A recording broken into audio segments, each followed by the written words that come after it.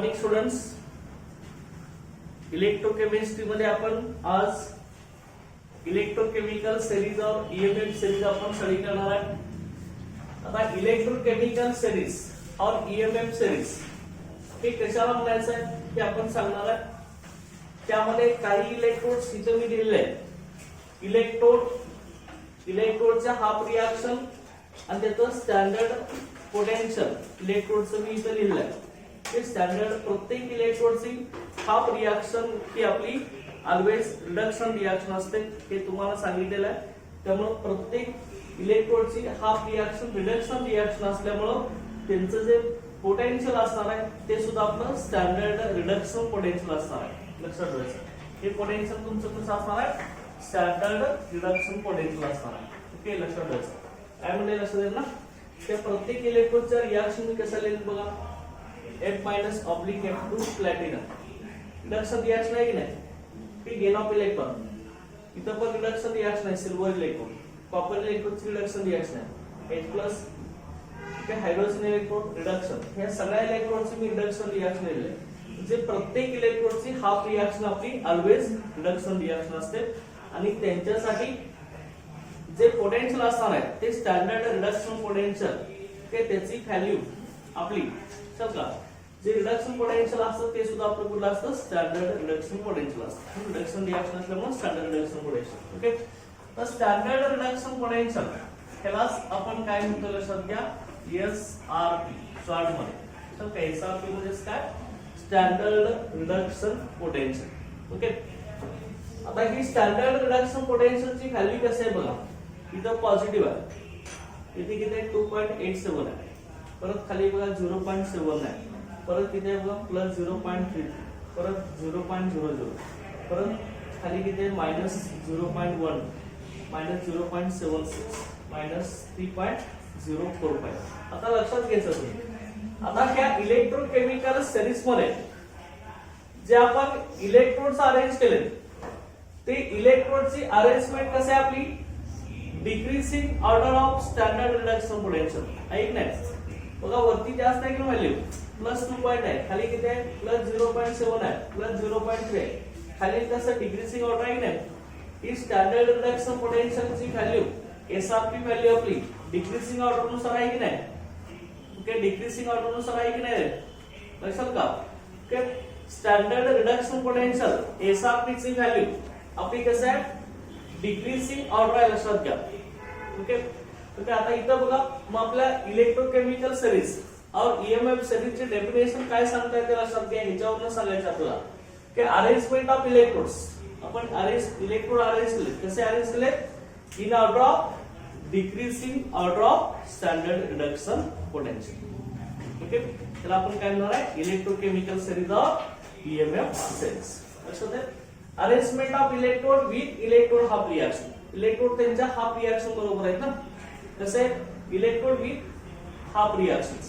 Okay in order of decreasing standard reduction potential. त्याला आपण काय म्हणणार आहे electrochemical series of EMF series. हे डेफिनेशन तुम्ही लिहायचं कारण काही स्पेस नाही आता ईएमएफ सिरीज म्हणून. ओके काय डेफिनेशन आपली म्हणणार आहे इलेक्ट्रोकेमिकल सिरीज ऑफ ईएमएफ सिरीजची. Okay arrangement of electrode with electrode half reaction in order of decreasing standard reduction potential.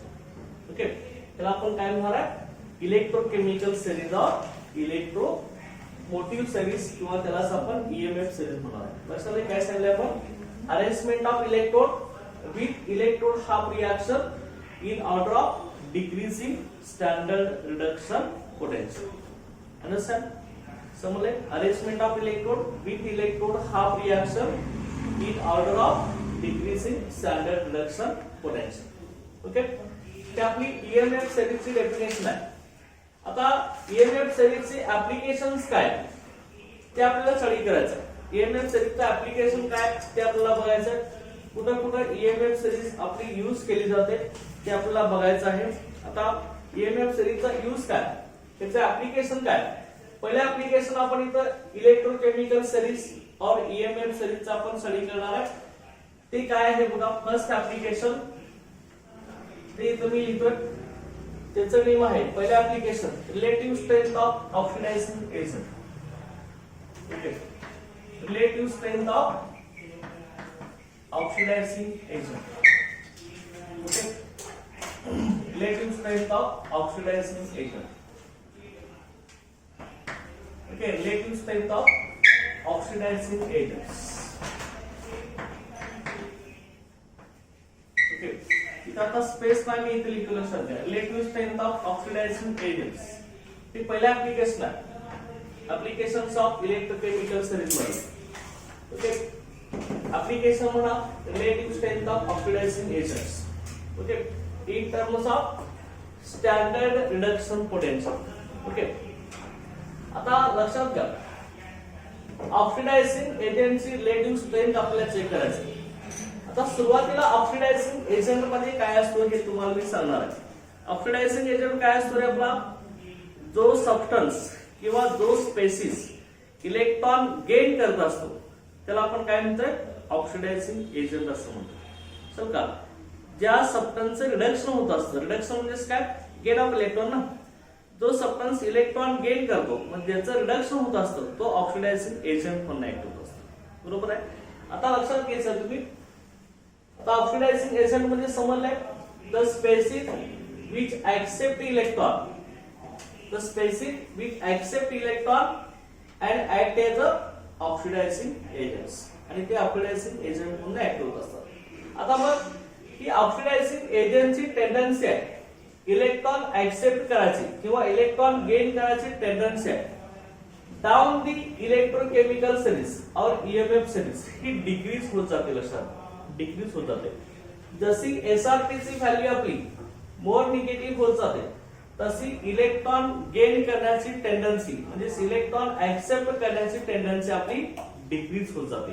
समजा, आणि इलेक्ट्रॉन लॉस करण्याची टेंडन्सी वाढत जाते. ओके, मग मला सांगा जेवढी इलेक्ट्रॉन गेन करण्याची टेंडन्सी कमी होत जाणार तेवढी ऑक्सिडायझिंग स्ट्रेंथ इन्क्रीज होणार का डिक्रीज होणार? काय सांगितलं तुम्हाला मी सुरुवातीला, ऑक्सिडायझिंग एजंट म्हणजे काय, द सबस्टन्स और स्पेसिस विच ऍक्सेप्ट इलेक्ट्रॉन्स. जो सबस्टन्स किंवा स्पेसिस इलेक्ट्रॉन ऍक्सेप्ट करतो त्याला आपण काय म्हणतोय, ऑक्सिडायझिंग एजंट म्हणतो. म्हणजे थोडक्यात काय, ज्या सबस्टन्सचं रिडक्शन होत आहे त्याला आपण ऑक्सिडायझिंग एजंट असं म्हणतो. बरोबर. आता हे सगळे आपण हाफ रिएक्शन लिहिले इलेक्ट्रोडच्या, त्या सगळ्या हाफ रिएक्शन रिडक्शन रिएक्शन आहेत ना, इथे इलेक्ट्रॉन गेन केले जातात. बरोबर.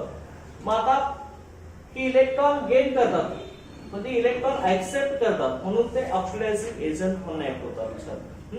आता ह्या आपला ऑक्सिडायझिंग एजंटची रिलेटिव्ह स्ट्रेंथ सांगायचं आहे. कुठला ऑक्सिडायझिंग एजंट मोर पॉवरफुल आणि कुठला लेस पॉवरफुल त्याची रिलेटिव्ह स्ट्रेंथ आपल्याला सांगायचं.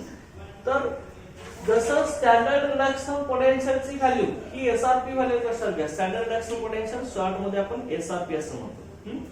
ही स्टँडर्ड रिडक्शन पोटेन्शियलच्या व्हॅल्यू जशी कमी होत जाणार तशी इलेक्ट्रॉन ऍक्सेप्ट करण्याची टेंडन्सी कमी होत जाते. इलेक्ट्रॉन ऍक्सेप्ट करण्याची टेंडन्सी कमी होत गेली तर ऑक्सिडायझिंग स्ट्रेंथ कशी होणार, इन्क्रीज होणार का डिक्रीज होणार? डिक्रीज व्हायला चालू होणार ना. Relative strength of oxidising agent काय होणार, डिक्रीज होणार. लक्षात घ्या. ओके, डिक्रीज होणार म्हणजे down the electrochemical series oxidising strength decrease होत जाणार. ओके, ऑक्सिडायझिंग स्ट्रेंथ आपली काय होणार आहे, डिक्रीज होत जाणार. लक्षात घ्या. ऑक्सिडायझिंग स्ट्रेंथ डिक्रीज होत असेल तर ईएमएफ सिरीजच्या अप्पर पोझिशनला म्हणजे वरती असलेले इलेक्ट्रोड्स, हे वरती असलेले इलेक्ट्रोड्स हे स्ट्रॉंग ऑक्सिडायझिंग एजंट म्हणून ऍक्ट होणार आणि बिलो द इलेक्ट्रोकेमिकल सिरीज असणारे सबस्टन्स किंवा इलेक्ट्रोड्स हे आपले काय म्हणणार, वीक ऑक्सिडायझिंग एजंट म्हणून ऍक्ट होणार. लक्षात का. आता ह्या इलेक्ट्रोकेमिकल सिरीज मध्ये तुम्ही बघायचं आहे 0 व्होल्ट पोटेन्शियल कुणाचा आहे, कुणाचं पोटेन्शियल आहे बघा 0 व्होल्ट. कुणाचा आहे, हायड्रोजन इलेक्ट्रोडचा आहे. सर बरोबर की नाही. हायड्रोजन इलेक्ट्रोड इलेक्ट्रोकेमिकल सिरीजच्या बरोबर मिडल पोझिशनला असतो. लक्षात घ्या, बरोबर मध्ये असतो. आपण इथं सांगितलंय standard reduction potential, standard hydrogen इलेक्ट्रोडचं पोटेन्शियल आपण अगोदरच सांगितलं होतं, रेफरन्स इलेक्ट्रोड म्हणून ऍक्ट होतोय. त्याचं पोटेन्शियल एक्झॅक्ट 0 व्होल्ट असते आपण सांगितलंय. त्याचं 0 व्होल्ट आहे. लक्षात घ्या. या स्टँडर्ड हायड्रोजन इलेक्ट्रोड आहे ह्याच्या वरती अप्पर पोझिशनला इलेक्ट्रोड पोटेन्शियल कसा आहे वाढत गेले की नाही, वरती एसआरपी ची व्हॅल्यू इन्क्रीज झाली की नाही, इथे किती आहे बघा प्लस 0.3, इथे किती आहे प्लस 0.7 प्लस 2.87, जे हायड्रोजन इलेक्ट्रोडच्या वरती अप्पर पोझिशनला एसआरपी ची व्हॅल्यू आपण इन्क्रीज होत गेले. त्यामुळे हायड्रोजन इलेक्ट्रोकेमिकल सिरीज मध्ये हायड्रोजन इलेक्ट्रोडच्या वरती अप्पर पोझिशनला ऑक्सिडायझिंग एजंटची स्ट्रेंथ वाढत जात असते. आणि खाली बघा इलेक्ट्रोकेमिकल सिरीज मध्ये खाली बघायचं हायड्रोजन इलेक्ट्रोडचं पोटेन्शियल एक्झॅक्ट 0.0 व्होल्ट असतं. त्याच्या खाली काय बघा निगेटिव्ह एसआरपी खाली वाढत गेले, निगेटिव्ह स्टँडर्ड रिडक्शन पोटेन्शियल वाढले की नाही, इथे किती आहे बघा -0.12 आहे की नाही, इथे किती आहे -0.76 आहे की नाही, इथे किती आहे -3.04 आहे की नाही. जर खाली जाईल तसं निगेटिव्ह एसआरपी वाढले की नाही, म्हणजे एसआरपी ची व्हॅल्यू कमी होत गेली की नाही आपली, ओके स्टँडर्ड रिडक्शन पोटेन्शियल कमी होत गेले. म्हणजे हायड्रोजन इलेक्ट्रोडच्या बिलो पोझिशनला ईएमएफ सिरीज मध्ये एसआरपी व्हॅल्यू आपली निगेटिव्ह होत जाते, म्हणजे इलेक्ट्रॉन ऍक्सेप्ट करण्याची टेंडन्सी कमी होत जाते आणि इलेक्ट्रॉन लॉस करण्याची टेंडन्सी वाढत जाते. त्यामुळे हायड्रोजन इलेक्ट्रोडच्या बिलो असणारे सगळे इलेक्ट्रोड्स हे रिड्युसिंग एजंट म्हणून ऍक्ट होतात, कारण का ह्यांची टेंडन्सी इलेक्ट्रॉन गेन करण्याची कमी होते आणि इलेक्ट्रॉन लॉस करण्याची वाढते. जो सबस्टन्स इलेक्ट्रॉन लॉस करतो तो आपला रिड्युसिंग एजंट म्हणून ऍक्ट होतो. बरोबर आहे नाही, रिड्युसिंग एजंट म्हणून ऍक्ट होतो. बरोबर आहे.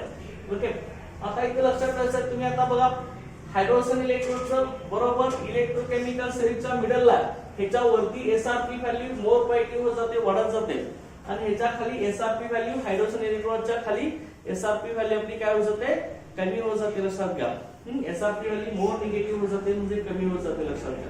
ओके आता ह्याच्यावरून तुम्ही आपल्याला पहिलं काय सांगायचं लक्षात घ्या, हायड्रोजन इलेक्ट्रोडच्या अपोज पोझिशनला वरती असणारे सगळे सबस्टन्स ऑक्सिडायझिंग एजंट म्हणून ऍक्ट होतात आणि खाली असणारे सगळे रिड्युसिंग एजंट म्हणून ऍक्ट होतात. लक्षात घ्या खाली असणारे सबस्टन्स इलेक्ट्रॉन गेन करत नाहीत, ते लॉस करत असतात, त्यांची इलेक्ट्रॉन गेन करण्याची टेंडन्सी कमी असते, इलेक्ट्रॉन लॉस करण्याची जास्त असते, त्यामुळे ते ऑक्सिडायझिंग एजंट म्हणून ऍक्ट न होता ते रिड्युसिंग एजंट म्हणून ऍक्ट होतात. ओके आता मग पहिला आपण ऍप्लिकेशन बघालो हे तर तुम्हाला समजलं. आता हायड्रोजन बरोबर एक्झॅक्ट इलेक्ट्रोकेमिकल सिरीजच्या मिडल लाईन त्याच्यावरती एसआरपी ची व्हॅल्यू मोर पॉझिटिव्ह होत जाते, म्हणजे ऑक्सिडायझिंग स्ट्रेंथ अशी वरती वाढते आणि खाली आपली रिड्युसिंग स्ट्रेंथ वाढत असते. चल का ओके आता लक्षात घ्या पहिला आपण ऍप्लिकेशन आता स्टडी करूया relative strength of oxidising agent. आता ऑक्सिडायझिंग एजंट मध्ये काय जो सबस्टन्स इलेक्ट्रॉन ऍक्सेप्ट करतो त्याला आपण ऑक्सिडायझिंग एजंट असं म्हणतो. बरोबर मग आता लक्षात घ्या ईएमएफ सिरीज मध्ये down the series SRP value decrease होत जाते, एसआरपी व्हॅल्यू डिक्रीज होत जाते. एसआरपी व्हॅल्यू डिक्रीज झाल्यामुळे ऑक्सिडायझिंग एजंटची स्ट्रेंथ कमी होत जाणार. चल का काय म्हणजे समजलंय का रे पहिलं ऍप्लिकेशन काय म्हटलंय आपण down the EMF series SRP value आपली डिक्रीज होत जाते, म्हणजेच काय सबस्टन्स इलेक्ट्रॉन ऍक्सेप्ट करण्याची टेंडन्सी कमी होत जाते, त्यामुळे ऑक्सिडायझिंग स्ट्रेंथ आहे, ऑक्सिडायझिंग एजंटची स्ट्रेंथ आहे डाऊन दी ईएमएफ सिरीज आपली काय होणार डिक्रीज होत जाणार. चल का डिक्रीज होत जाणार आणि त्यामुळे जे सबस्टन्स किंवा जे इलेक्ट्रोड ईएमएफ सिरीजच्या अप्पर पोझिशनला आहेत वरती आहेत, अप्पर पोझिशनला आहेत हायड्रोजन इलेक्ट्रोडच्या वरती आहेत अप्पर पोझिशनला, ती सगळे आपले स्ट्रॉंग ऑक्सिडायझिंग एजंट म्हणून ऍक्ट होणार. लक्षात का हे सगळे स्ट्रॉंग ऑक्सिडायझिंग एजंट म्हणून ऍक्ट होणार. समजलंय का मी काय म्हणलंय परत सांगतोय बघा relative strength of oxidising agent मध्ये the species or electrode which accept electrons and act as a oxidizing agents. Okay, down the electrochemical series tendency to accept electron decreases, therefore strength of oxidizing agent down the EMF series decreases. Okay, the electrodes or spaces which are present in the upper position of the EMF series or upper left side of the EMF series are act as a strong oxidizing agents. बरोबर आहे. काय म्हटले आपण? समजले का? पहिले application काय असणार आहे? पहिले ऍप्लिकेशन काय सांगितले आपण? ऑक्सिडायझिंग एजंट म्हणजे काय? जो सबस्टन्स इलेक्ट्रॉन ऍक्सेप्ट करत असतो तो ऑक्सिडायझिंग एजंट म्हणून ऍक्ट होत असतो. ईएमएफ सिरीज मध्ये down the EMF series standard reduction पोटेन्शियलची व्हॅल्यू डिक्रीज होत जाते. त्यामुळे tendency to accept electron decrease होत जाते. त्यामुळे relative strength of oxidising agent ही आपली काय होणार? Down the EMF series decrease होणार. लक्षात घ्या. Okay, down the EMF series decrease होणार. The electrodes or species which are present at the upper position, जे इलेक्ट्रोड्स ईएमएफ सिरीजच्या अप्पर पोझिशनला किंवा अप्पर लेफ्ट साइडला प्रेझेंट आहेत ते स्ट्रॉंग ऑक्सिडायझिंग एजंट म्हणून ऍक्ट होतात. लक्षात समजले का रे? काय काय सांगले? समजले ना की ऑक्सिडायझिंग एजंट समजले का सगळ्यांना? काय सांगले? Relative strength of oxidising agent मध्ये मी ओके तुमच्या बुक मध्ये हे सगळं एक्सप्लेनेशन दिलेलं आहे. समजा ओके बघा इथं काय सांगितलं लक्षात घ्या. Relative strength of oxidising agent SRP तुम्हाला सगळ्यांना इथे दाखवलेले मी काही इलेक्ट्रोडची. ओके, ऑक्सिडायझिंग एजंट म्हणजे काय? The substance of electrode which accept electrons. जो सबस्टन्स इलेक्ट्रॉन ऍक्सेप्ट करतो तो ऑक्सिडायझिंग एजंट म्हणून ऍक्ट होत असतो. ईएमएफ सिरीज मध्ये down the EMF series standard reduction potential value decrease होत जाते. त्यामुळे टेंडन्सी टू ऍक्सेप्ट इलेक्ट्रॉन आपली काय होणार आहे? डिक्रीज होत जाणार. त्यामुळे relative strength of oxidising agent काय होणार आहे? डिक्रीज होत जाणार. ते सबस्टन्स किंवा इलेक्ट्रोड्स ईएमएफ सिरीजच्या अप्पर पोझिशनला आहे किंवा हायड्रोजन इलेक्ट्रोडच्या वरती आहे तेच आपले स्ट्रॉंग ऑक्सिडायझिंग एजंट म्हणून ऍक्ट होणार. लक्षात का? ते स्ट्रॉंग ऑक्सिडायझिंग एजंट म्हणून ऍक्ट होणार. त्यामुळे इथं आपण एरो असा दाखवलाय बघा वरून खाली. तर एरो असा आहे इथं. लक्षात का? Relative strength of oxidising agent वरून खाली वाढते. लक्षात घ्या. आणि खाली वरतून काय होतं ना? ओके, बिलो पोझिशन पासून बिलो लोअर लेवल पासून अप्पर लेवलला स्ट्रेंथ ऑफ ऑक्सिडायझिंग एजंट आपले इन्क्रीज होत जाते. त्यामुळे क्लोरीन स्ट्रॉंगेस्ट ऑक्सिडायझिंग एजंट असणार आणि लिथियम वीकेस्ट ऑक्सिडायझिंग एजंट असणार. लक्षात का? समजले? ओके, आणि शक्यतो आपले हायड्रोजन इलेक्ट्रोडच्या वरती असणारे ऑक्सिडायझिंग एजंट म्हणून ऍक्ट होतात. खाली असणाऱ्यांची टेंडन्सी इलेक्ट्रॉन लॉस करण्याची असते, गेन करण्याची असते. त्यामुळे रिलेटिव्ह ऑक्सिडायझिंग स्ट्रेंथ यांची कमी असते, म्हणजे रिड्युसिंग स्ट्रेंथ यांची जास्त असते. लक्षात समजले का? पहिला relative strength of oxidising agent लक्षात येईल का? समजले का नाही? समजले? परत एकदा सांगायला लागेल. एकदा सांगतोय काय असणार आहे बघा. ईएमएफ सिरीज मध्ये सगळे आपले इलेक्ट्रोड आणि इलेक्ट्रोडच्या हाफ रिएक्शन आपण इथे लिहिलेले असतात आणि त्यांची SRP value decreasing order of standard reduction potential असते. बरोबर मिडल पोझिशनला हायड्रोजन असते. ह्याचं पोटेन्शियल एक्झॅक्ट 0 व्होल्ट असते. हायड्रोजनच्या वरती एसआरपी व्हॅल्यू मोर पॉझिटिव्ह असते, म्हणजे वरती ऑक्सिडायझिंग एजंट असतात, खाली एसआरपी व्हॅल्यू मोर निगेटिव्ह असते. त्यामुळे मोर निगेटिव्ह होत जाते, खाली रिड्युसिंग एजंट असतात. ऑक्सिडायझिंग एजंट आपल्याला बघायचा. ऑक्सिडायझिंग एजंट म्हणजे जो सबस्टन्स किंवा जो इलेक्ट्रॉन गेन करतो त्याला आपण ऑक्सिडायझिंग एजंट असं म्हणतोय. ईएमएफ सिरीज मध्ये down the EMF series standard reduction potential value decreases, therefore tendency to accept electron decreases, relative strength of oxidising agent decreases. The electrodes which are present above the hydrogen electrode or upper position of the EMF series, okay, are act as a strong oxidizing agents. Okay, लक्षात आहे? Okay, त्यामुळं from lower position to upper position strength of oxidizing agent increases and upper position to lower position strength of oxidizing agent decreases. Okay, समजले काय? ह्याच्या बरोबर उलटा आता काय असणार आहे? Relative strength of reducing agent. बरोबर आहे? ह्याच्या उलट सांगायचं. पहिलं समजले का? पहिल्यात काय डाऊट आहे का? आता काय अंडरस्टँड? ओके, समजले का सगळ्यांना? पहिलं समजले का? काय डाऊट आहे ह्याच्यात? ओके, त्यानंतर नेक्स्ट बघा आता सेकंड ऍप्लिकेशन आहे याच्यामध्ये relative strength of reducing agents. चल का आता इथं मी रिड्युसिंग एजंट असं लिहिलं शकते. सेकंड ऍप्लिकेशन आहे ईएमएफ सिरीजचं relative strength of reducing agent. ह्याच्यावरती तुम्हाला सीटला नीटला बोर्डला जायला 100% क्वेश्चन असतात, त्याशिवाय पेपर निघत नाही अक्षर.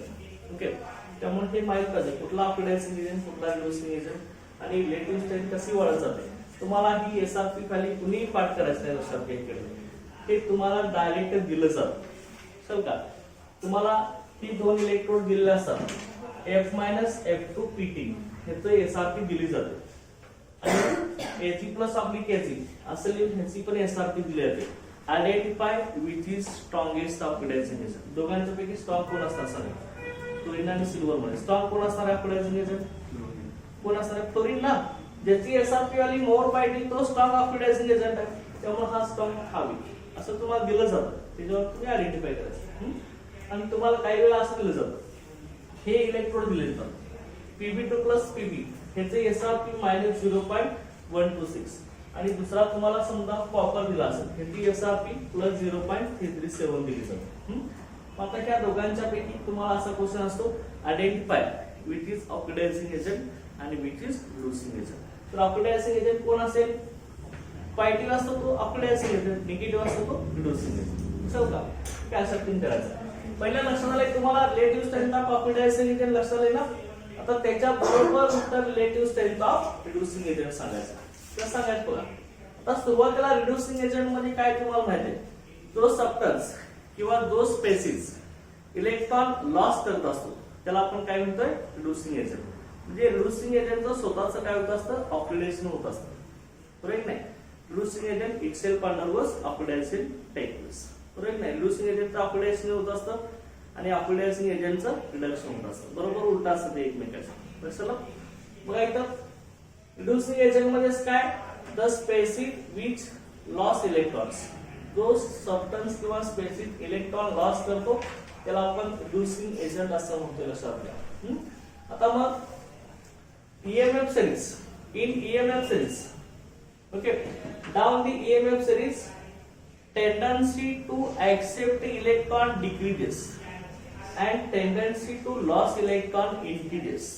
Therefore, relative strength of oxidizing agent down the EMF series increases. Or the electrodes which are present below the hydrogen electrode act as the strongest reducing agents. Okay, hydrogen च्या खाली आहेत ते सगळे स्ट्रॉंग रिड्युसिंग एजंट म्हणून act होतात. लक्षात. Okay, below the EMF series relative strength of reducing agent increases. Okay, जसं EMF series मध्ये आपण खाली जाणार तसे एसआरपी खाली मोर निगेटिव्ह होत जाणार, त्यामुळे सबस्टन्सची इलेक्ट्रॉन गेन करण्याची टेंडन्सी कमी होत जाते आणि इलेक्ट्रॉन लॉस करण्याची टेंडन्सी वाढत जाते. त्यामुळे रिड्युसिंग एजंटची स्ट्रेंथ आपली वाढत जाते. जे सबस्टन्स ईएमएफ सिरीज मध्ये डाऊन पोझिशनला आहेत किंवा लोअर पोझिशनला आहेत किंवा अपर राईट पोझिशनला आहेत, लोअर साइडला अपर राईट पोझिशनला किंवा राईट साइडला अपर राईट साइडला किंवा लोअर साइडला प्रेझेंट आहेत, ते सगळे आपले स्ट्रॉंग रिड्युसिंग एजंट म्हणून ऍक्ट होतात. आता शक्यतो हायड्रोजनच्या खालचे सगळे आपले रिड्युसिंग एजंट. आता इथं बघा एसआरपी वाली मोर निगेटिव्ह कोणाची? आपली लिथियम इलेक्ट्रोडची मोर निगेटिव्ह आहे ना. एसआरपी वाली लिथियमची मोर निगेटिव्ह आहे. त्याची एसआरपी वाली मोर निगेटिव्ह असल्यामुळे हा स्ट्रॉंगेस्ट रिड्युसिंग एजंट म्हणून ऍक्ट होतोय. कसं का? स्ट्रॉंगेस्ट रिड्युसिंग एजंट म्हणून ऍक्ट होतोय आणि हा F- वीकेस्ट रिड्युसिंग एजंट म्हणून ऍक्ट होतोय. त्यामुळे relative strength of reducing agent down नी कसं झालेलं आहे? ईएमएफ सिरीज वाढले की नाही? Relative strength of reducing agent down the EMF series increases. बघा ईएमएफ सिरीज आपली वाढले की नाही? खाली वाढत गेले. लक्षात घ्या इथं एरो दाखवलाय मी खाली असा. बरोबर की नाही? ओके ओके, लक्षात आहे relative strength of reducing agent. Relative strength of reducing agent लक्षात आहे का? ओके, बघा इथं जे सबस्टन्स इलेक्ट्रॉन लॉस करतात त्याला आपण रिड्युसिंग एजंट असं म्हणतो. ईएमएफ सिरीज मध्ये down the EMF series electron gain करण्याची टेंडन्सी कमी होत जाते, इलेक्ट्रॉन लॉस करण्याची टेंडन्सी वाढत जाते. त्यामुळे down the series relative strength of reducing agent वाढते. जेवढी एसआरपी मोर निगेटिव्ह असणार आहे तेवढा तो सबस्टन्स स्ट्रॉंग रिड्युसिंग एजंट म्हणून ऍक्ट होणार आहे. बरोबर. त्यामुळे लिथियम हा स्ट्रॉंगेस्ट रिड्युसिंग एजंट असणार आहे आणि फ्लोरीन हा स्ट्रॉंगेस्ट ऑक्सिडायझिंग एजंट असणार आहे. समजा lithium strongest reducing agent, fluorine strongest oxidizing agent. Okay. Relative strength of reducing agent EMF series down the series increases, की down the series oxidizing agent decreases. ही खालून वरती वाढते oxidizing आणि हा reducing agent वरून खाली वाढते. कशाल का हायड्रोजन इलेक्ट्रोडच्या खालचे सगळे reducing agent, वरती सगळे oxidizing agents. लक्षात समजलं तुम्हाला? आता तुम्हाला क्वेश्चन याच्यावरती असेल, हे सगळे इलेक्ट्रोड दिले असेल तुम्हाला, Li2+, Zn2+, Copper2+, Ag+ असते आणि त्यांचे ही पोटेन्शियल दिलं असेल. Arrange the electrode in order of increasing, order of reducing strength असं म्हटलं असेल तर तुम्ही लिहू शकता की नाही? लिहू शकता की नाही? Arrange the following electrode in increasing order of oxidizing strength तर तुम्ही लिहू शकता की नाही? SRP वाली जेवढी मोर निगेटिव्ह तेवढं रिड्युसिंग स्ट्रेंथ जास्त असते. SRP वाली जेवढी मोर पॉझिटिव्ह तेवढी ऑक्सिडायझिंग स्ट्रेंथ जास्त असते. ओके. हे लक्षात ठेवायचं. समजलंय का? काय डाऊट आहे का आता EMF सिरीज मध्ये? ओके. समजलंय ना? ओके. हे एकदम सोपं लक्षात घ्या. हे दिसायला मोठं असतं पण काही तुम्ही पाठ करा नाही की असं लक्षात ठेवायचं. लक्षात की हे तुम्हाला दिलं जातं हे इलेक्ट्रोड्स आणि त्याच्यावर तुम्ही आयडेंटिफाय करत असता. लक्षात ओके. समजलंय तुम्हाला? आता हे सेकंड ऍप्लिकेशन झालं आणि थर्ड ऍप्लिकेशन जे आहे, थर्ड ऍप्लिकेशन काय बघा, identifying spontaneous direction of reaction. हे तिसरं ऍप्लिकेशन आहे याच्यावर. Identifying spontaneous. थर्ड ऍप्लिकेशन आहे याच्यामध्ये identifying spontaneous, identifying spontaneous behaviour, identifying spontaneous behaviour और स्पॉन्टेनियस डायरेक्शन ऑफ रिएक्शन. आता ही थर्ड ऍप्लिकेशन आहे EMF सिरीजचं. लक्षात एखादी रिएक्शन स्पॉन्टेनियस आहे की नॉन स्पॉन्टेनियस आहे हे कसं ओळखायचं लक्षात घ्या.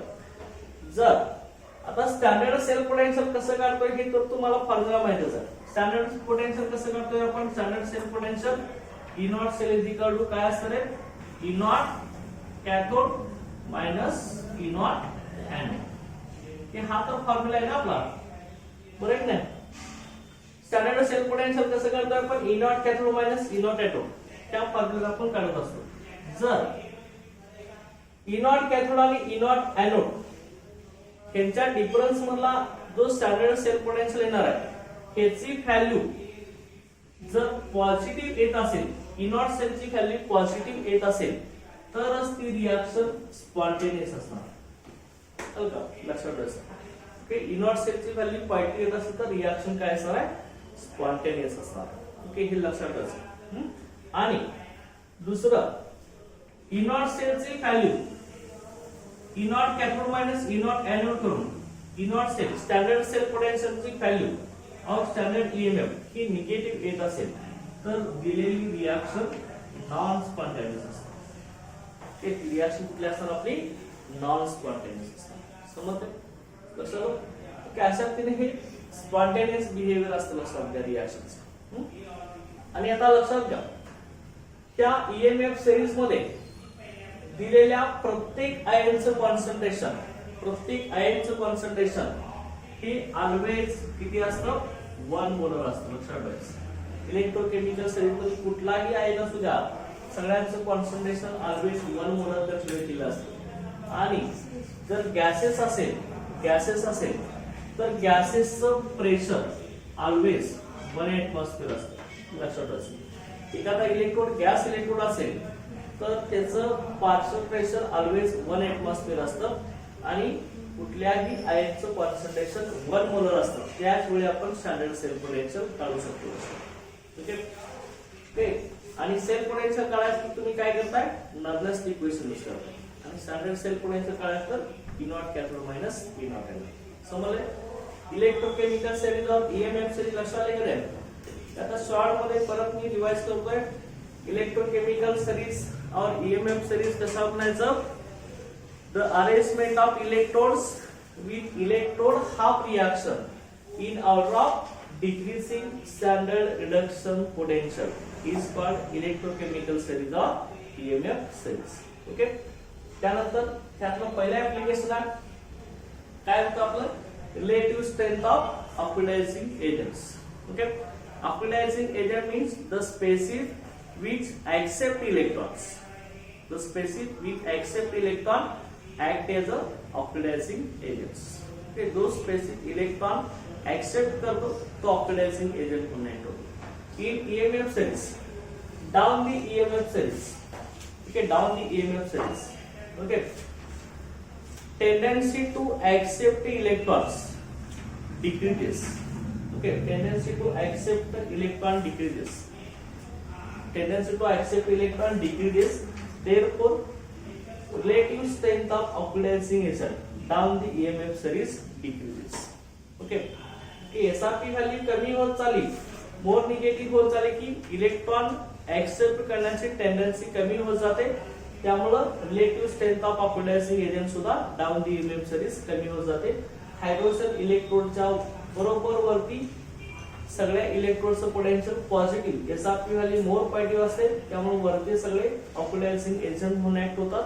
ते वरती असते हायड्रोजन इलेक्ट्रोडच्या SRP व्हॅल्यू वाढत जाते. त्यामुळे हे स्ट्रॉंग ऑक्सिडायझिंग एजंट म्हणून ऍक्ट होतात. बिलो द हायड्रोजन इलेक्ट्रोड काय होतं SRP व्हॅल्यू मोर निगेटिव्ह होत जाते. त्यामुळे ह्या सबस्टन्सची इलेक्ट्रॉन लॉस करण्याची टेंडन्सी कमी, गेन करण्याची कमी असते, लॉस करण्याची जास्त असते. त्यामुळे डाऊन दी हायड्रोजन इलेक्ट्रोड काय होत असतं relative strength of oxidising agent कमी असते, रिड्यूसिंग एजंट जास्त असते. ओके. आणि EMF सिरीज मध्ये जे अप्पर राईट साइडला किंवा राईट साइडला जे सबस्टन्स किंवा इलेक्ट्रोड्स आहेत ते स्ट्रॉंग ऑक्सिडायझिंग एजंट म्हणून ऍक्ट होतात. ओके. SRP व्हॅल्यू मोर पॉझिटिव्ह, स्ट्रॉंग ऑक्सिडायझिंग एजंट. त्यानंतर सेकंड आपलं काय होतं relative strength of reducing agent. जे सबस्टन्स इलेक्ट्रॉन लॉस करतात ते आपले रिड्यूसिंग एजंट म्हणून ऍक्ट होतात. Down the EMF series SRP value more negative होत जाते. त्यामुळं इलेक्ट्रॉन ऍक्सेप्ट करण्याची टेंडन्सी कमी होऊन लॉस करण्याची टेंडन्सी वाढत जाते. त्यामुळे relative strength of reducing agent down the EMF series वाढते. Below the hydrogen electrode or below the EMF series. Okay. The electrodes act as a strongest reducing agents. लक्षात समजलं सगळ्यांना. ओके. आणि शेवटचं आपलं काय होतं identifying spontaneous behaviour of reaction. Okay. तर स्पॉन्टेनियस बिहेवियर मध्ये स्टँडर्ड सेल पोटेन्शियलची व्हॅल्यू और स्टँडर्ड EMF निगेटिव्ह असेल तर रिएक्शन आपली non spontaneous, standard cell potential positive असेल तर आपला रिएक्शन स्पॉन्टेनियस असतो. समजलं की आपलं काय होतं EMF series of electrochemical series. त्यामध्ये काय डाऊट येतात समजलं का electrochemical series of EMF series. Okay. इथं आपला ही थेरॉटिकल टॉपिक झालेला आहे. ओके. आता त्यानंतर याचे प्रॉब्लेम्स आपण बघणार आहोत. आता काय करूया जेवढे होतील तेवढे प्रॉब्लेम मी येथे घेतोय, राहिले तुम्ही सोडवा. का सगळेच केलं पाहिजे एक्झरसाइज मध्ये, नंतर मग आणखी एक लेक्चर जाणार त्या प्रॉब्लेम. आज किती होतील तेवढे घेतो, राहिले तुम्ही सॉल्व्ह करा. लक्षात आहे ना. ओके. लक्षात का तुम्ही सोडवा. तुमच्याकडे डायजेस्ट वगैरे आहे ना, नवनीचं वगैरे आहे ना, त्यामध्ये सॉल्व्ह करून दिलेले आहे. त्यातनं काही येत नसतं तर मला विचारा. चल का. कारण का बाकीचा विषय करायला गेला पण काही अडचण नाही. सिलेबस पण तुमचं संपवायला पाहिजे. त्यामुळं उद्या लेक्चर घेतलं तर मी ते सॉलिड स्टेट चालू करायचं. सॉलिड स्टेटच करूया का दुसरा करायचं. सॉलिड स्टेटच करूया ना. सॉलिड झाल्यावर कुठला घेऊया अमाइन्स.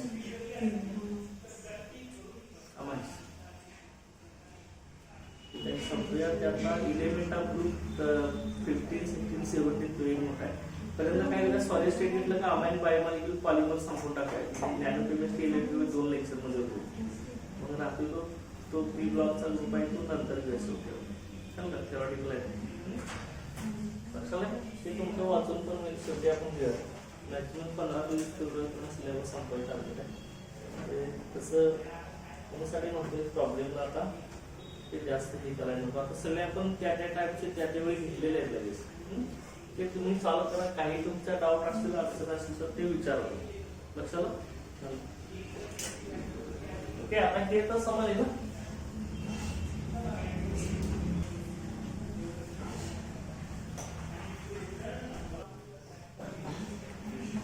तुम्हाला कुठलं पाहिजे ते सांगा, तेवढंच वेळ. तुम्हाला कुठला सॉल्व्ह होऊ शकत नाही असं वाटतं तो सांगा, म्हणजे तेवढंच वेळ. आता खाली तुम्हाला EMF सिरीज वरचे क्वेश्चन येत आहेत बघा. हे इथं गापडे एजन्सी आणि काय ते आता ह्याच्यावर तुम्ही सॉल्व्ह करू शकता. पण काय इथं EMF सिरीज वरचे क्वेश्चन आहेत बघा. 12 नंबर आणि 13 नंबरचा खाली स्पॉन्टेनियस बिहेवियर पण आहे बघा. ते तुम्ही इकडे EMF सिरीज मध्ये बघायचं आहे आणि त्यावरून सांगायचं आहे. आता कुठला सांगा दुसरा क्वेश्चन, कुठला सॉल्व्ह करून द्यायचा सांगा लोक. 4 म्हणला ठीक आहे. 3 वरचे सगळे येतील ना क्वेश्चन नंबर 3 मध्ये. 2 मधले क्वेश्चन आहेत. 5th आहे. आता स्टँडर्ड सेल पोटेन्शियल काढायचं आहे 5th मध्ये. तर डायरेक्ट इनॉट सेल इथे इनॉट कॅथोड मायनस एनोड करायचं. तर तुम्हाला कॅथोड कुठला असतो माहित आहे. आता दोन्ही सुद्धा निगेटिव्ह व्हॅल्यू दिले असतील तर ज्याची लेस निगेटिव्ह असते तो कॅथोड असतो, लक्षात ठेवायचं. आणि जो मोर निगेटिव्ह असतो तो एनोड असतो. हे लक्षात ठेवायचं. दोन्ही तुम्हाला सेल रिएक्शन वरून पण काढता येईल. सेल रिएक्शन मध्ये Al3+ चा Al झालाय, त्याचं रिडक्शन झालंय त्यामुळे तो कॅथोड आहे. Al कॅथोड आहे आपण सांगू शकतोय. निकेलचं ऑक्सिडेशन झालंय त्यामुळे तो एनोड आहे हे सांगू शकतोय आपण. Na2+ झालंय. क्वेश्चन नंबर 2 ला 5th सांगतोय मी. चल का तिथं आपण सांगू शकतो लक्षात घ्या सेल रिएक्शन कुठला एनोड आहे कॅथोड आहे. परंतु तसं जर तुम्हाला नाही करायचं तर शॉर्ट मध्ये काय सांगितलं मी, जर काय करायचं इनॉट म्हणजे इलेक्ट्रोड पोटेन्शियल ज्याचं मोर निगेटिव्ह तो एनोड, ज्याचं लेस निगेटिव्ह तो कॅथोड असतो. चल का. आता मग खाली सेल रिएक्शन पण तुम्हाला लिहिता येईल. परत बघा क्वेश्चन नंबर 3 मधला 4th जो आहे ते how many moles of electrons काढायचे. 0.8 एम्पियर करंट पास केल्यावर 1 आवर मध्ये. तर तुम्ही हे काढू शकता. लक्षात कसं काढू शकता. Formula moles of electron quantity of electricity pass by Q is equal to IT. चल का. त्यामुळे तुम्हाला इलेक्ट्रिसिटी पास केलेली मिळेल. 1 मोल इलेक्ट्रॉनचा चार्ज किती असतो आपला 96500 कुलम असतो. तर इथं क्वांटिटी ऑफ इलेक्ट्रिसिटी Q ची व्हॅल्यू आहे कुलम मध्ये. ओके, 1 मोल इलेक्ट्रॉन वरती एवढा चार्ज असतो. तर एवढ्या इलेक्ट्रॉन्स वरती किती चार्ज असतो, मोल्स ऑफ इलेक्ट्रॉन असतात. 1 मोल इलेक्ट्रॉन म्हणजे 96500 कुलम. तर इथे येणार आहे तर किती असतात मोल्स ऑफ इलेक्ट्रॉन ती क्रॉस मल्टिप्लाय करून काढू शकतो आपण. त्यानंतर खाली बघा 5th मध्ये तुम्हाला विचारलेला आहे. काय विचारलेलं आहे त्याच्यामध्ये इनॉट सेल विचारला. इनॉट सेल काय कॅथोड मायनस एनोड करून काढू शकता. परत बघा इथं क्वेश्चन नंबर 4 मध्ये लक्षात घ्या. 3rd आहे, 4th आहे. 4th ह्या टाइपचं तुम्हाला इक्विलिब्रियम कॉन्स्टंट लॉकटेन के ची व्हॅल्यू काढायचं आहे. हे तुम्हाला एक क्वेश्चन मी सॉल्व्ह करून दिलेलं आहे. आता मी एक 3rd क्वेश्चन इथे घेतोय. चल का 3rd नंबरचा क्वेश्चन आणखी कुठला घेऊया. तुम्हाला येत नाही असं वाटतंय तेच तेवढे घेऊया. आता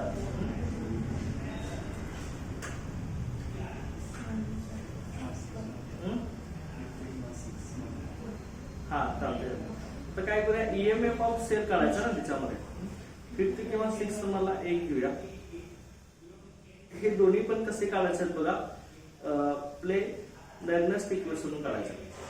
पहिल्यांदा इनॉट सेल काढायचा. E naught cell cathode minus anode करून काढायचं आणि नंतर ई सेल काढायचा आहे. EMF of cell. इथं EMF ऑफ सेल म्हणलंय. स्टँडर्ड EMF ऑफ सेल म्हणलं तर E naught cell equal to cathode minus anode करायचा. EMF ऑफ सेल म्हणलं किंवा सेल पोटेन्शियल म्हणलं तर नेरनेस्ट इक्वेशन वापरायचं. E cell is equal to E naught cell minus 0.0592 divide by B log ten concentration of product to reactant. ते आपल्याला इनॉट sale दिलेला नसतो. इनॉट सेल कॅथोड मायनस एनोड करून काढायचा आणि ई सेल मध्ये व्हॅल्यू टाकायची. तर एक आपण इथं 3rd इथे घेऊया. Question number 3.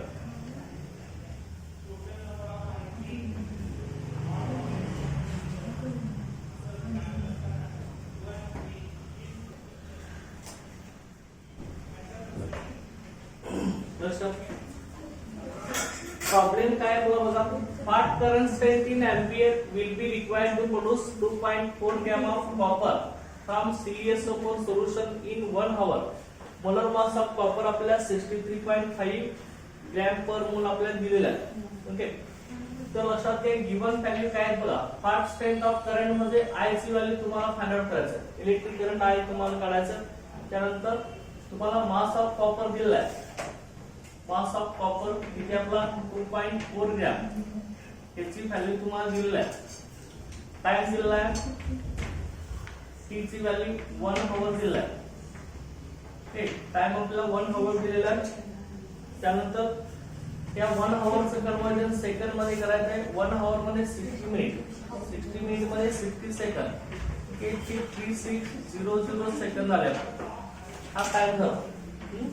त्यानंतर नेक्स्ट बघा, मोलर मास ऑफ कॉपर तुम्हाला दिलेला आहे. मोलर मास ऑफ कॉपर याची व्हॅल्यू होती आपली 63.5 ग्रॅम. ही व्हॅल्यू आपल्याला दिलेली आहे. चलो 63.5 ग्रॅम पर मोल ही व्हॅल्यू आपल्याला दिलेली आहे. आता लक्षात घ्या, तुम्ही डायरेक्ट इथं फॉर्म्युला यूज करायचा. कुठला फॉर्म्युला यूज करायचा आहे? Mass of copper formula is equal to काय फॉर्म्युला आहे? Mass of product formula is equal to काय फॉर्म्युला आहे? Moles of product formula into moles of product formula into काय? Molar mass. समजा इथं मास ऑफ प्रोडक्ट म्हणजे mass of copper formula is equal to काय ना आपला फॉर्म्युला आहे moles of product formula into काय असणार आहे? Molar mass. आता मोल्स ऑफ प्रोडक्ट फॉर्म्युला आपण कसं करतो? Number of moles of electron passed into number of moles of electron passed into mole ratio. चल का, मग number of moles of electron passed कसं करतो आपण? IT divide by 96500.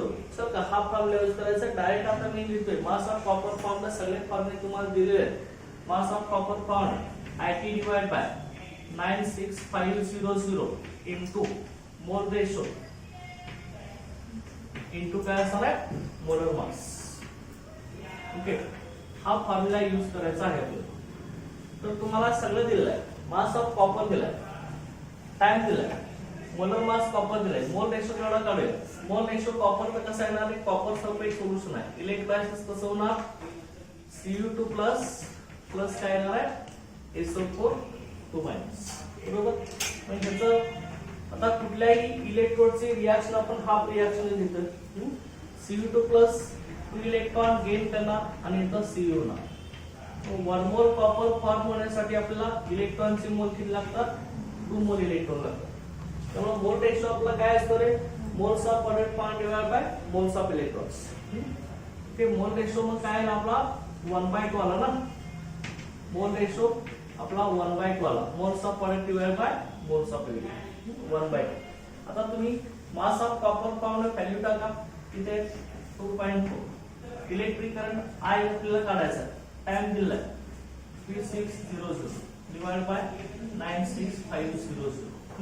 Mole ratio आपला जो आहे, मोल रेशो आपला ही 1/2 मध्ये किती आपला? 0.5 ना. ओके, ते इथे टाका तुम्ही. 0.5 इनटू मोलर मास किती आपलं? 63.5. बरोबर. त्यामुळं आता तुम्हाला I फक्त काढायचा. Electric current I is equal to value काय असणार सांगायचं? I इज इक्वल टू घ्या. इलेक्ट्रिक करंट I तुम्हाला काढायचं. I इज इक्वल टू काय होणार? 2.4 इनटू, आता ही 0 इथे कॅन्सल करायचं. हे 0 कॅन्सल करायचं. 2.4 इनटू 965. ओके, बरोबर ना. ओके, डिवाइड बाय काय येणार आहे? 36 इनटू 0.5. Okay, into 63.5. हे करायचं. हे टोटल आपण सिम्प्लिफाय केलं की आपल्याला आन्सर जे मिळणार आहे ते आपला आन्सर येतं बघा ह्याच्यामध्ये 2.02. ओके, एम्पियर आपला करंट मिळाला आहे. ओके, लक्षात आलं? अशा पद्धतीने हे फाइंड आउट करायचं. लक्षात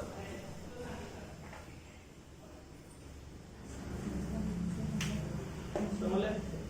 आणखी कुठला पाहिजे?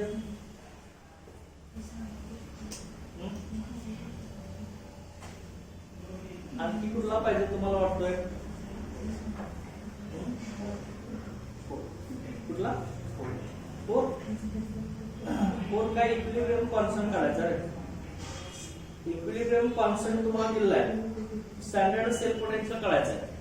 काय फॉर्म्युला आहे? E0 cell equal to 0.0592 divide by n to log 10k ना. सर का हा फॉर्म्युला यूज करायचा. कसं आहे का? कुठला यूज करायचा त्याला? E0 सेल इक्वल टू फॉर्म्युलाच आहे ना आपला 0.02 divide by n to log 10k. k ची व्हॅल्यू दिलीस ना. तर ते n मध्ये number of moles of electron आहे. Cu प्लस चा Cu2 प्लस झाला रे. एक इलेक्ट्रॉन भेटलाय ना त्याला. दोन इलेक्ट्रॉन भेटले फक्त. बरोबर आहे. एकच इलेक्ट्रॉन प्लस चा 2 प्लस झालाय ना. Number of moles of electron एकच येतात त्यामुळे. आता मग त्यातला ईएमएफ ऑफ सेल काढायचा आहे. त्यातला फिफ्थ आणि सिक्स्थ पैकी कुठला तर एक घेऊया. कुठला घ्यायचा सांगा? पहिला फिफ्थ मध्ये रिडक्शन पोटेन्शियल हायड्रोजनचं 0 व्होल्टच घ्यायचं आहे. कळलं का? पाचवा का सहावा सांगा तर लवकर. लवकर सांगा. फिफ्थ घेऊया. सिक्स्थ. सिक्स्थ का फिफ्थ? सिक्स्थ. ओके. तो एक घेऊया. म्हणजे आपलं इथं टॉपिक संपलेला. लक्षात आहे?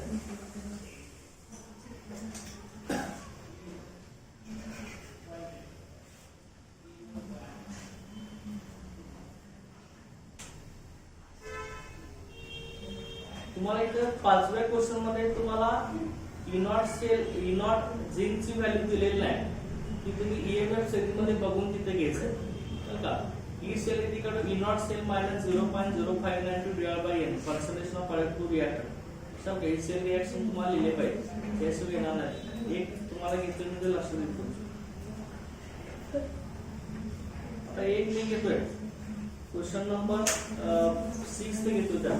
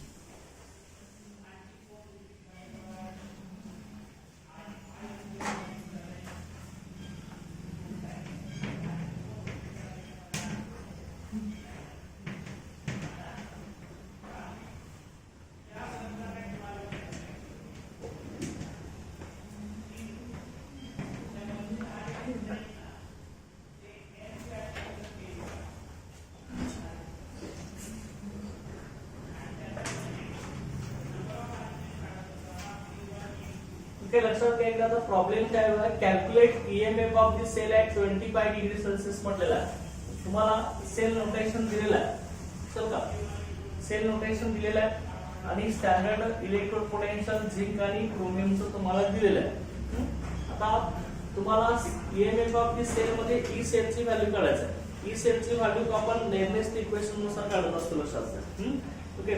तुम्ही इथं फॉर्म्युला जो यूज करणार आहे E cell is equal to E0 cell minus 0.0592 divided by n log 10 concentration of product to concentration of reactor.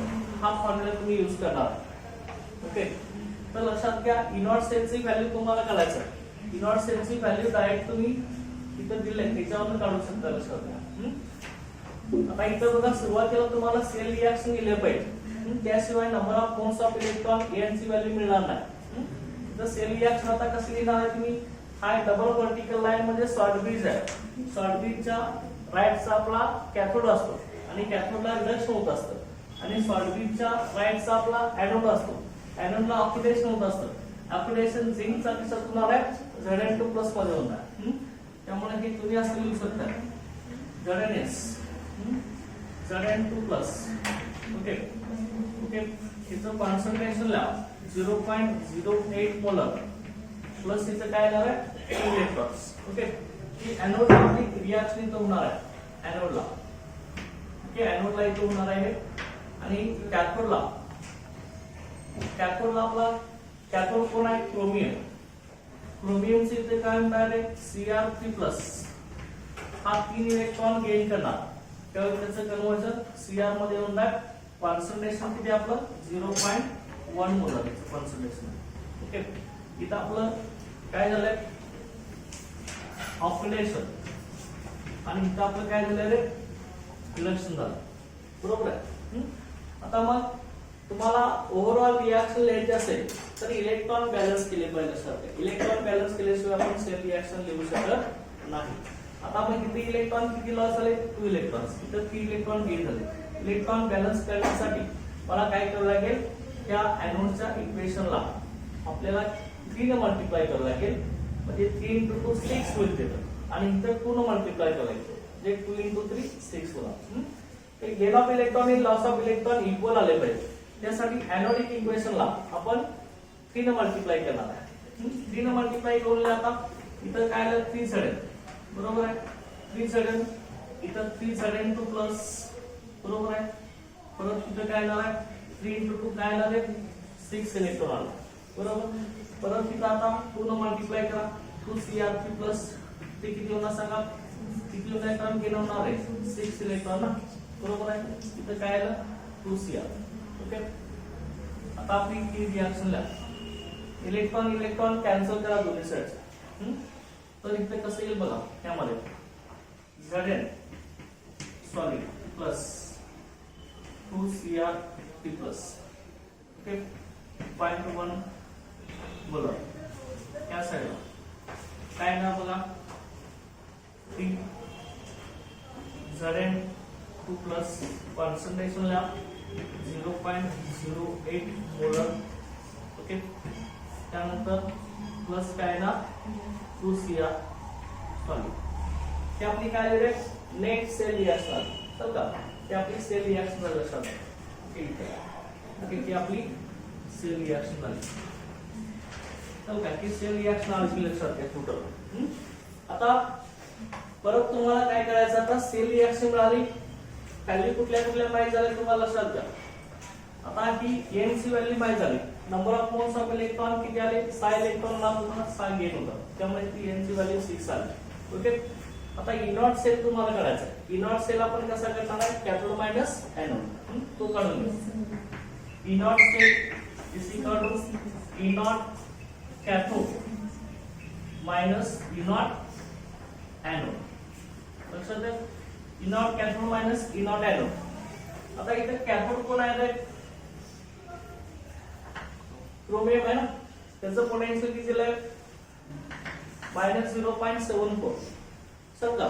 आणि सेल पोटेन्शियल की आपली कुठली प्रॉपर्टी आहे इंटेन्सिव्ह प्रॉपर्टी आहे. त्यामुळे आपण 2 ने मल्टिप्लाय केले म्हणून तिथं 3 ने मल्टिप्लाय करायचं नाही लक्षात घ्या. Intensive property intensive property not additive. त्यामुळे तुम्ही जेवढी व्हॅल्यू दिली आहे तेवढीच द्यायचं आहे. इनॉट कॅथोड म्हणजे कोण येणार इनॉट क्रोमियम मायनस एनोड कोण असणार आहे झिंक इनॉट Zn. ओके, खाली तुम्ही आता प्रोडक्ट करा. तिच्यामध्ये किती आला इनॉट क्रोमियमची व्हॅल्यू किती आहे -0.74 मायनस इन ब्रॅकेट -0.76. ओके, हे आपल्याला मिळणार. आपल्याला टोटल याची व्हॅल्यू जे मिळणार आहे ते आपल्याला बघा किती आहे -0.74 प्लस 0.76. हे आपल्याला किती येणार आहे व्हॅल्यू किती येणार आहे 0.02 का. ही 0.02 काय आपला इनॉट सेलची व्हॅल्यू आहे का. ई नॉट सेल इथंच मी लिहितो असं. E naught cell is equal to काय ना 0.0 चल का थोडी व्हॅल्यू आली ई नॉट सेल. आता परत तुम्हाला ई नॉट सेल मिळाला. एन मध्ये number of moles of electron मिळाले. आता ई सेल काढू शकते ना. ईएमएफ ऑफ सेल मध्ये ई सेल ची व्हॅल्यू काढा. पहिली पुटअप करा. ई सेल इथे काढा. ई नॉट सेल ची व्हॅल्यू किती आली आपली 0.02 minus 0.0592 divide bye 6. Okay that ह्याच्यात मी व्हॅल्यू पुटअप करतो. लॉग 10 कॉन्सन्ट्रेशन ऑफ प्रोडक्ट म्हणले. प्रोडक्ट आणि रिएक्टंट कुठले आहेत त्यासाठी तुम्हाला सेल रिएक्शन लिहिले असते. कोण आहे 3Zn2+ आणि क्रोमियम. प्युअर सॉलिड आणि प्युअर लिक्विडचं कॉन्सन्ट्रेशन 1 असतं ते आपण घेत नाही. फक्त आयन्स आणि पार्शियल प्रेशर ऑफ गॅसेस घेत असतात. 3Zn2+ आहेत ना प्रोडक्ट मध्ये. त्यामुळे इथे काय येणार आहे concentration of Zn2+ raise to power 3 करणार आपण. चल का डिवाइडेड बाय रिएक्टंट कोण आहे आपले Zn आणि क्रोमियम 3+. Zn घेणार नाही प्युअर सॉलिड फक्त क्रोमियम. इथे क्रोमियम 2 आहेत ना त्यामुळे इथे काय येणार आहे Cr3+ 2 आहे रेज टू 2 बरोबर. आता म्हणल्या 0.02 minus 0.56 divide by 6 log 10. Zn2+ चं कॉन्सन्ट्रेशन किती आपलं आयनचं 0.08. ओके ते तुला 0.08 okay raise to 3 divide by chromium T+ किती आहे 0.1 आहे. ओके हे तुला ओके हे आता सिम्प्लिफाय करायचं आपल्याला. सेल पोटेन्शियल किंवा ईएमएफ सेल आपल्याला मिळणार आहे. बघा इथे किती येणार हे 0.02 मायनस 9.87 867 into 10⁻³ इथे येणार. त्यानंतर log 10 10⁻³ च्या फॉर्म मध्ये लिहिले आपण लक्षात घ्या 0.000 येणार. 0.08 म्हणजे इथे 5.12 into 10⁻³ log 10 5.12 into 10⁻⁴ divided by 1 into 10⁻⁻². Okay इथे ओके परत हे सिम्प्लिफाय करायचं आपल्याला. हे 0.02 मायनस 9.867 ओके इंटू 10⁻⁻³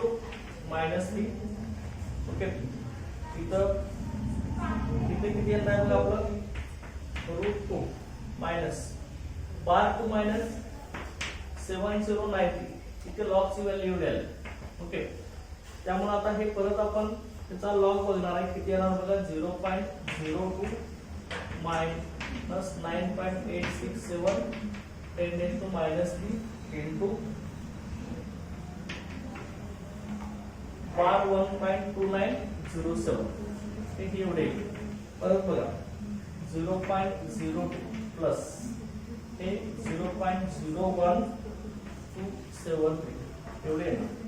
ओके परत बघा हे 0.0327 ओके होईल. एवढा आपला ई सेल आहे.